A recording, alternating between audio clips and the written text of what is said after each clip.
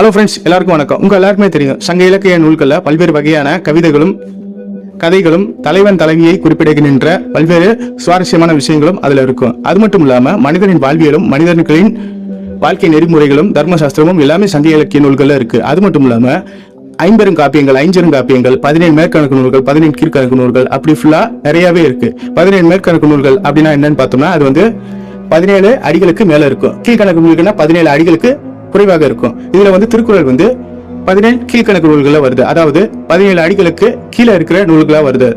அதாவது 2 அடிதான் இருக்கு திருக்குறள். அப்படிப்பட்ட உலக பொதுமறையான திருக்குறள் பல்வேறு வகையான தர்மசாஸ்திரங்கள் இருக்கு. ஏன் இதை இப்ப சொல்றேன்னு பார்த்தோம்னா, அந்த சங்க இலக்கியத்துல அதிகமா குறிப்பிட்ட உள்ள கடவுள் யாருன்னு பார்த்தோம்னா, அது வந்து மாயோன். அதாவது திருமால் என அழைக்கப்படுகின்ற கிருஷ்ண பெருமாள், அதாவது கிருஷ்ண பரமாத்மா தான் சங்க இலக்கியத்துல வந்து அதிகமா குறிப்பிட்டிருக்காங்க. அப்படி இருக்கும்பொழுது சங்க இலக்கியம் வந்து கிருஷ்ணன் மட்டும் தான் வர்றாரான்னு பார்த்தோம்னா இல்ல. அங்க வந்து 5 நிலை கடவுள்களாகிய குறிஞ்சி நிலை கடவுளாகிய முருகன், மருத நில கடவுளாகிய இந்திரன், முல்லை நிலை கடவுளாகிய கிருஷ்ணன், நெய்தல் நில கடவுளாகிய வருணனும், பாலை நில கடவுளாகிய கொற்றவையும் இப்படி வர்றாங்க. அப்படி இருக்கும் பொழுது இந்த மலையும் மலை சார்ந்த இடமும் காடும் காடு சார்ந்த இடமும் வயலும் வயல் சார்ந்த இடமும், அதாவது இந்த விவசாய நிலங்கள் சொல்லுவாங்க, அந்த வயலும் வயல் சார்ந்த இடத்துக்கு கடவுளாக வருகிற இந்திர பகவானுக்கும், காடும் சார்ந்த இடத்திற்கு தலைவனா வரக்கூடிய கிரீட்டினன் என சொல்லப்படுகின்ற இந்த கிருஷ்ண பரமாத்மாவுக்கும் ஒரு மோதல் வந்துச்சு. அதாவது அது மோதல்லாம் போர் கிடையாது நண்பர்களே. அந்த இரு கடவுள்கள்ல யார் சிறந்தவர், யாரு மக்களை அதிகமா நேசிக்கிறாங்க, யாரால இந்த பூமி ஃபுல்லா செழிப்பாகுது அப்படிங்கிற ஒரு சின்ன போட்டி வந்துச்சு. அதை பத்தி விரிவா இந்த பதிவுல காண்போம் நண்பர்களே. வாங்க. இது வந்து சங்க இலக்கியத்துல குறிப்பிடவில்லை. ஆனா பாகவத புராணம் என சொல்லப்படுகின்ற கிருஷ்ணனின் வாழ்க்கை வரலாறு முழுவதையமாக சொல்லப்படுகின்ற பாகவத புராணம், அதாவது கிருஷ்ண புராணத்துல சொல்லப்படுகிறது. இது கற்பனை விஷயமோ இல்ல புனையப்பட்ட கதையோ கிடையாது. கிருஷ்ணன் சிறு வயதிலிருந்து அவர் வந்து பிருந்தாவனத்துல என்னென்ன செஞ்சாரோ அது ஃபுல்லா குறிப்பிட சொல்லப்படுகின்ற நூல் தான் இந்த பாகவத புராணம். எனவே பாகவத புராணத்துல குறிப்பிட உள்ள அந்த கிருஷ்ணனுக்கும் திருமாலுக்கும், அதாவது கிருஷ்ணன் எனப்படுகின்ற திருமாலுக்கும் இந்திரனுக்கும் உள்ள, அதாவது இடையில் உள்ள யார் பெரியவர் என்ற விஷயத்தை மையமாக வைத்து இந்த கதை உருவாக்கப்பட்டுள்ளது நண்பர்களே. எனவே இந்த கதையை முழுமையாக காண்போம். தொடர்ந்து பாருங்கள் நண்பர்களே. வாருங்கள் கதைக்குள் செல்லலாம். வாழ்க வளமுடன். அனைவருக்கும் தமிழ் வணக்கம். டீம் டிராகன் யூடியூப் சேனல் வாயிலாக உங்கள் அனைவரையும் சந்திப்பதில் மிக்க மகிழ்ச்சி. நம்ம இந்த வீடியோல குறிஞ்சி நிலைக்கு அப்புறமா வர்ற முல்லைத்திணை கடவுளாகிய கிருஷ்ணனுக்கும் மருதத்திணை கடவுளாகிய இந்திரனுக்கும் இடையில் வந்த ஒரு சிறிய மனஸ்தாபம், யார் பெரியவர் என்ற கதை முழுமையாக காண்போம் நண்பர்களே. நீங்க இப்பதான் என் சேனலை பாக்குறீங்கன்னா அந்த விஷயம் சப்ஸ்கிரைப் செய்யுங்க, கூட இருக்கிற பெல் பட்டனை பிரஸ் செய்யுங்க. அப்பதான் நான் வெளியிடுற அனைத்து வீடியோக்களும் உங்களுக்கு உடனடியாக நோட்டிபிகேஷன் வந்து சேரும். வாங்க வீடியோக்குள்ள போலாம். உங்க எல்லாருக்குமே தெரியும், கிருஷ்ணன் சிறு வயதிலே சிறையில் பிறந்தார். பிறகு வாசுதேவ கிருஷ்ணன் ஆகிய தந்தை அவரை வந்து கம்சனிடமிருந்து காப்பாற்றுவதற்காகவே அவரை வந்து கோகுலத்தில் சென்று சேர்த்தார். எனவே கிருஷ்ண பரமாத்மா வந்து கோகுலத்தில் நந்தகோபரின் உதவியால் அவர் வளர்ந்தார். அவருக்கு ஒரு அண்ணன் இருக்கிறார், அவர்தான் பலராமர். கிருஷ்ணனும் அவர்களும் நன்றாக சிறு வயதிலிருந்தே லீலைகளை செய்து நண்பர்களுடன் விளையாடி மகிழ்ச்சியாக இருந்தார்கள். அப்புறம் அவங்க வளர என்னாச்சுன்னு பார்த்தோம்னா, பல்வேறு சிக்கல்கள் கோகுலத்துல வருது. கிருஷ்ணனை அழிக்கிறதுக்காகவே கம்சன் வந்து பல்வேறு அரக்கர்களை ஏவி விடுறாரு. அதையெல்லாம் பொருட்படுத்தாம கிருஷ்ணன் மக்களை காப்பாத்துறாரு. அப்படியே நாளடைவில் கோகுலத்துல இருந்து பிருந்தாவனத்துக்கு இடம் பெயர்ற சூழ்நிலை வந்துச்சு. அதனால வந்து குடும்பத்தோட எல்லாருமே வந்து கோகுலத்தை விட்டு பிருந்தாவனத்துக்கு செல்றாங்க. அங்கதான் அவர் ராதையை சந்திக்கிறாரு. அப்புறம் கதை நல்லா போயிட்டு இருக்கு. அவங்க ஃபுல்லா என்ஜாய் பண்ணிட்டு இருக்காங்க. நெக்ஸ்ட் என்ன நடக்குதுன்னு பார்த்தோம்னா, ஊர் மக்கள்லாம் சேர்ந்து ஒரு முடிவு பண்றாங்க. என்ன முடிவு பண்றாங்க அப்படின்னு பார்த்தோம்னா, நம்ம பிருந்தாவனம் வந்து செழிப்பா இருக்கிறதுக்கு காரணம் இந்திர பகவான் தான். எனவே இந்திர விழாவை நடக்க வைக்கணும். நம்மளுக்கு, அதாவது நம்ம விவசாய நிலத்திற்கு செழுமை சேர்க்கிற இந்த இந்திர பகவானை நம்ம எப்படியாச்சும் வாழ்த்தி அவர் மனசு குளிர வச்சு மழையும் நன்றாக இருக்க வேண்டும், மழை நல்லா பொழிய வேண்டும், மழை எப்பொழுதுமே ரம்யமான சூழல், அழகான காற்று எல்லாமே தர வேண்டும், அதற்காக இந்திர விழாவை நடத்த வேண்டும் அப்படின்னு சொல்லி இந்த நந்தகோபுரம் அப்புறம் ராதையின் தந்தையான ரிஷபாகவும் சேர்ந்து முடிவு எடுக்கிறாங்க. அவங்க முடிவு எடுத்ததுக்கு ஊர் மக்களும் கட்டுப்பட்டு எல்லாருமே சேர்ந்து இந்திர விழாவை எடுக்கிறாங்க. இந்திரன் மனசு கூற ஆரம்பிக்குது.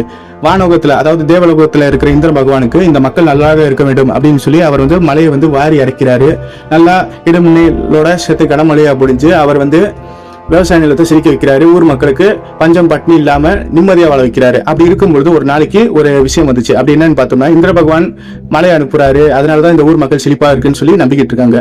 அப்போ கிருஷ்ணன் ஊடால வந்து என்ன செய்யறான்னு பார்த்தோம்னா, இந்திர பகவானால இந்த மழை வருதா இல்ல வந்து நம்ம வணங்கக்கூடிய கடவுள், அதாவது பரமாத்மாவான இயற்கை வந்து நம்மளை ஃபுல்லா அருள் பாவிக்குதா, இல்லை வானிலை, காலநிலை, பருவமழை, பருவநிலை இது ஃபுல்லா தீர்மானிக்குதா அப்படின்னு சொல்லி டவுட் கிருஷ்ணனுக்கு வருது. கிருஷ்ணன் எப்பவுமே ஒரு ஞானக்காரகர், ஞானத்தை பத்தி யோசிப்பாரு. அவர் வந்து கடவுள் மேல நம்பிக்கை வைக்க மாட்டாரு. கடவுளுக்கு தாண்டி ஒரு சக்தி இருக்கு, இந்த சக்தி தான் இந்த உலகத்தை இயக்கி கொண்டு இருக்கிறது அப்படின்னு சொல்லி ஊர் மக்கள் முன்னாடி போய் சொல்லி பிரச்சாரம் பண்றாரு. பண்ணிட்டு என்ன பண்றாருன்னு பார்த்தோம்னா, இந்திர பகவானால தான் இந்த மழை வருதுன்னு சொல்லி நீங்க நம்புறீங்க. ஆனா நான் ஒன்னு சொல்றேன், இந்திர பகவானால வருதா, உங்க உழைப்பால வருதா, இல்ல வானிலை மாற்றத்தால வருதா அப்படின்னு சொல்லி பார்ப்போம். நீங்க ஒரு வருஷம், அதாவது இந்த மழை காலத்துல வந்து இந்திர விழாவை எடுக்காம இருங்க, எடுக்காம இருந்தா என்ன நடக்குது அப்படின்னு சொல்லி பார்ப்போம் அப்படின்னு சொல்றாங்க. அப்புறம் கிருஷ்ணனோட தந்தையும் ராதையோட தந்தையும் சேர்த்து கிருஷ்ணனை வந்து அதட்டுறாங்க. இப்படிலாம் சொல்லக்கூடாது, கடவுளை வந்து இந்த மாதிரி இழிவுபடுத்தக்கூடாது அப்படின்னு சொல்றாங்க. சரி இருக்கட்டும், அந்த மனசுல பட்டது சொன்னேன், வேற ஒன்றும் கிடையாது அப்படின்னு சொல்றாங்க. சரி நெக்ஸ்ட் என்ன பண்ணணும்னு பார்த்தோம்னு சொல்லி கிருஷ்ணன் சொல்றது ஒரு நியாயமா இருக்குமா, நம்ம உழைப்பால தான் எல்லாம் உயருதா அப்படின்னு சொல்லி பாக்குறாங்க. சரி ஒரு வாரம் ஒரு வருஷம் மட்டும் இந்திர விழாவை எடுக்காம இருந்து பார்ப்போம், மழை எப்படி வருதா இல்லையான்னு சொல்லி டெஸ்ட் பண்ணுவோம்னு சொல்லி எல்லாரும் ஊர் மக்கள் சேர்த்து முடிவு எடுக்கிறாங்க.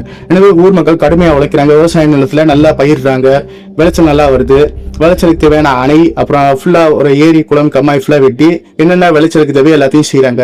அவங்க நினைச்ச மாதிரியே அது ஃபுல்லா நடந்து விவசாயம் அமோகமா வருது. எனவே கிருஷ்ணன் சொன்னதுதான் சரி, நம்ம உழைப்பு தான் நம்மளுக்கு உறுதுணையா இருக்கு, இந்திர பகவான் கிடையாதுன்னு சொல்லி இந்திர விழாவை அவங்க எடுக்காம இருக்காங்க. அப்புறம் கோவப்பட்ட இந்திரன் என்ன பண்றான்னு பார்த்தோம்னா, இந்த உலகத்தை கட்டுப்படுத்துறது நானு, அது மட்டும் இல்லாம பருவநிலையை கட்டுப்படுத்துறது நானு, இடி மின்னல் மழை வானிலை மாற்றம் பருவநிலை எல்லாத்தையும் கட்டுப்படுத்துறது நானு, அது மட்டும் இல்லாம இந்த மக்களுக்கு மழையை தர்றது நானு அப்படி நினைச்சிட்டு இந்த மக்களுக்கு எவ்வளவு ஆணவம் பாத்தீங்களா அப்படின்னு சொல்லி அவங்களோட இந்திர லோகத்துல வந்து டிஸ்கஷன் போயிட்டு இருக்குது. எனவே இந்த வாட்டி மழை காலம் வரட்டும், நான் யாருன்னு காட்டுன்னு சொல்லி இந்திர பகவான் என்ன பண்றாருன்னு பார்த்தோம்னா, வெயில் காலத்துல கூட மழை இல்லாம இருந்துடலாம். இல்ல வெயில் காலத்துல மழை இல்லாம இருந்தா வந்துடும். மழை அதிகமா பெஞ்சாலும் வெயில் காலத்துல வந்து அது சமமா இருக்கும். ஆனா மழை காலத்துல மழை அதிகமா வர வச்சு பார்ப்போம், அப்புறம் இந்த ஊர் மக்கள் என்ன பாடுபடுறாங்கன்னு சொல்லி பார்ப்போம் அப்படின்னு சொல்லி நினைக்கிறாரு. எனவே இந்திர பகவான் இந்திர விழாவை எடுக்காத இந்த ஊர் மக்களை நம்ம தண்டிக்கிறோம் அப்படின்னு சொல்லி நினைச்சிட்டு மழை காலத்துல, அதாவது ஐப்பசி மாசத்துல வந்து மழையா நல்லா பெய்ய வைக்கிறாரு. இடி மின்னலோட கனமழையா பெய்ய வைக்கிறாரு. ஆறு குளம் ஃபுல்லா நிரம்பி வழியுது. அது மட்டும் இல்லாம அவங்க கட்டின அணை ஃபுல்லா உடஞ்சு தண்ணி ஃபுல்லா ஊருக்குள்ள வந்துருச்சு. அது மட்டும் இல்லாம ஊரே அழியிற நிலைக்கு போயிடுச்சு, விவசாய நிலமும் பாழா போயிடுச்சு. அப்புறம் கிருஷ்ணன் இதை உணர்ந்துட்டாரு, கிருஷ்ணன் தான் பரமாத்மா ஆயிட்டு. அதனால இந்திர பகவான் நான் அப்படின்னு சொல்லி அகந்தையில எல்லாத்தையும் பண்றாரு. இவரோட அகந்தையை நம்ம எப்படியாச்சும் முறியடிக்குன்னு சொல்லி ஒரு பிளான் போடுறாரு. அவர் என்ன பிளான் போடுறாருன்னு பார்த்தோம்னா, ஆனா உடைச்சாலும் பரவாயில்ல, ஏரி குளங்கள் நிறைஞ்சாலும் பரவாயில்ல, ஊர் மக்கள் எப்படியாச்சும் காப்பாதுன்னு சொல்லி நினைச்சிட்டு என்ன பண்றாருன்னு பார்த்தோம்னா, ஊர் மக்கள் அப்புறம் அவங்க கூட இருக்கிற ஆடு மாடு கோழி அவங்களோட உடைமைகள் எல்லாத்தையும் எடுத்துட்டு என் பின்னாடி வாங்க, நான் உங்களை காப்பாத்துறேன் அப்படின்னு சொல்றாரு. அப்புறம் ஊர் மக்கள் என்ன சொல்றாங்கன்னு பார்த்தோம்னா, உங்க பேச்சை கேட்டுட்டு நம்ம வந்து இந்திர பகவான் மீது பகையை வளர்த்துட்டோம், அதனால இந்திர பகவான் தான் நம்மளை இப்படி தண்டிக்கிறாரு. எனவே இந்திர பகவானை நம்ம வணங்கினாதான் இதற்கு சரி வரும். எனவே இந்த மலையில கூட நம்ம இந்திர விழாவை எடுக்கணும் அப்படின்னு சொல்லி நினைக்கிறாங்க. அதனால இதெல்லாம் ஒண்ணும் கிடையாது, இயற்கை தான் எல்லாத்தையும் தீர்மானிக்குது, நான் உங்களை காப்பாத்துறேன்னு சொல்லி முன்னாடி வாங்கன்னு சொல்றாங்க. கிருஷ்ணனோட பேச்சை யாருமே கேட்கல. சரி கிருஷ்ணன் என்ன பண்றாருன்னு பார்த்தோம்னா, மக்கள் இப்படிதான் நம்ம சொன்னா கேட்க மாட்டாங்க, அவங்களுக்கு வந்து பிராக்டிக்கலா உணர்த்திட வேண்டியது அப்படின்னு சொல்லிட்டு அவரு ஒரு புல்லாங்குழல இசைச்சுக்கிட்டே அவர் வந்து மலையை நிப்பாட்டுறதுக்கு ட்ரை பண்றாரு. ஆனா முடியல. அப்புறம் என்ன பண்றாருன்னு பார்த்தோம்னா, கிருஷ்ணன் தன்னோட சுயரூபத்தை பயன்படுத்தி, அதாவது விஷ்ணுவோட சக்தியை பயன்படுத்தி என்ன செய்யறாருன்னு பார்த்தோம்னா, கோவர்தன மலை அப்படின்னு சொல்லப்படுகின்ற ஒரு பெரிய மலையை தன் கையால தூக்குறாரு. மலையை யாராச்சும் தூக்க முடியுமா? ஆஞ்சநேயர் கூட அந்த பெரிய இமயமலை பக்கத்துல இருக்கிற மலையை பேர்த்து எடுத்துட்டு வந்தாரு அஷ்டமா சக்தியை பயன்படுத்தி. ஆனா கிருஷ்ண பரமாத்மா தன்னோட ஒற்றை விரல்ல, அதாவது சுண்டு விரல்ல அந்த மலையை தூக்கி அப்படி நிக்கிறாரு. அவர் நிக்கும் பொழுது அந்த மலையை ஊருக்கு வந்து காவலா கொடையா நிக்குது. எவ்வளவு மழை பெஞ்சாலும் அந்த மலையில வந்து அந்த மலை அசையாம கிருஷ்ணன் புடிச்சுக்கிட்டு நிக்கிறாரு. எனவே கிருஷ்ணனுக்கு ஊர் மக்களை காப்பாத்துங்கிற எண்ணத்தை தாண்டி நம்ம தான் பெரிய ஆள்னு நினைக்கிற இந்திரன் எப்படியாச்சும் நம்ம அடி பண்ணி வைக்கணும், அந்த காரணத்தினால மலையை தான் ஒருத்த விரல்ல பிடிச்சிட்டு நிக்கிறாரு. நிப்பாட்டிட்டு ஊர் மக்கள் அவங்களோட உடைமைகள் ஆடு மாடு கோழி ஃபுல்லாத்தையும் காப்பாத்திட்டு ஃபுல்லா அவங்க சேஃப்டி பண்றாரு. நெக்ஸ்ட் இந்திர பகவான் இன்னும் கொடூரமா மழை பெய்ய வைக்கிறாரு, கொடூரமா இடி இடிக்க வைக்கிறாரு, அந்த மலையை உடையிற அளவுக்கு பண்றாரு. இருந்தாலும் இந்திர பகவானோட சக்தியை அந்த மலை தாங்குது. அந்த மலையை தாங்குது எதுன்னு பார்த்தோம்னா, கிருஷ்ணன் தாங்கி கொண்டு இருக்கிற அந்த விரலை வச்சுதான் அந்த மலையை தாங்கி கொண்டு இருக்கிறது. எனவே மலைக்கு என்னன்னாலும் சரி மலையை காப்பாற்றணும் அப்படின்னு சொல்லி ஒத்த விரலை பயன்படுத்தி அந்த மலையை ஃபுல்லா பிடிச்சிட்டு நிக்கிறாரு. எனவே ஊர் மக்களும் அதை தஞ்சம் புகுறாங்க. ஒரு வருஷம் ஆகுது, அப்படியும் அந்த விஷயத்துல இருந்து பின்வாங்காம இருக்காரு கிருஷ்ணன். எனவே ஊர் மக்களை ஃபுல்லா காப்பாத்துறாரு. அப்புறம் வெயில் காலம் வருது. அப்புறம் இந்திர பகவான் நம்ம செய்ய பெரிய தவறு, கிருஷ்ணனை போய் இப்படி நினைச்சிட்டோம், கிருஷ்ணன் சிறிய பாலகர் தான் நினைச்சா. ஆனா இப்பதான் புரியுது அவர் ஒரு பரமாத்மா, விஷ்ணுவின் அம்சம். எனவே விஷ்ணு பகவான் அவதாரம் எடுத்தது தெரியும், ஆனா எந்த ரூபத்தில் எடுத்தாருன்னு எனக்கு தெரியல. அதை உணர்த்துறதுக்கும் நான் தான்ங்கிற ஆணவத்தை அழிக்கவும் இப்படிதான் லீலையை நடத்திருக்காரு போல அப்படின்னு சொல்லி இந்திர பகவான் இறங்கி ஒரு வயதான முதியவர் தோட்டத்துல வந்து அந்த ஊர் மக்கள் மீது விசாரணை செய்து யாரு இதெல்லாம் பண்றதுன்னு பார்த்தோம்னா கிருஷ்ணன் தான் பண்றாரு அப்படின்னு சொல்லி கிருஷ்ணன் போய் மன்னிப்பு கேட்கிறாரு. பெருமாளை நீ மன்னித்து விடுங்கள், உங்களை மீறி எதுவும் செய்ய முடியாது, நீங்கள் தான் அனைத்து உயிரையும் காப்பாற்றுவார் என்பதை நிரூபித்து விட்டீர்கள் அப்படின்னு சொல்லி சொல்றாரு. நான் வந்து எல்லாத்தையும் காப்பாற்றுவேன் தான், ஆனா இருந்தாலும் உங்களின் அகந்தையை போக்குவதற்கு தான் இப்படி செஞ்சேன். ஆனா இந்த ஊர் மக்கள் செஞ்சதை நீங்க தவற எடுத்துக்கொள்ளாம அவங்கள மன்னிக்கணும். மழையை இப்படி அளவுக்கு அதிகமா பெய்ய வைக்க கூடாது. அவங்க எப்பவுமே உங்க இந்திரவிழாவை எடுப்பாங்க. நான் ஒரு சின்ன லீலையை நடத்துறதுதான் இந்த நாடகத்தை நடத்தினேன் அப்படின்னு சொல்லி கிருஷ்ணன் வந்து அவர்கிட்டையும் பேசுறாரு. எனவே 2 பேரும் சமாதானமாகிட்டு ஊர் மக்களுக்கு நன்மை செய்யறாங்க. எனவே நண்பர்களே, உலக மக்கள் எப்பேற்பட்ட துன்பத்தில் இருந்தாலும் சரி, கிருஷ்ணன் மீது பாரத்தில் போட்டால் அந்த கிருஷ்ணன் வந்து அந்த மக்களின் பாரத்தை படித்து விடுவார், காப்பாற்றி விடுவார். இதுவே இந்த கதையின் திருவிளையாடலாகும், கிருஷ்ணனின் லீலைகளாகும். இந்திரனின் அகந்தையை போக்குவதற்காகவும் உலகத்தை காப்பாற்றுவதற்காகவும் கிருஷ்ணன் செஞ்ச சிறு நிலை தான் இந்த கோவர்தன பர்வதம் மலையை தூக்கிய செயலாகும். நன்றி, வணக்கம். ஓம் நம சிவாய.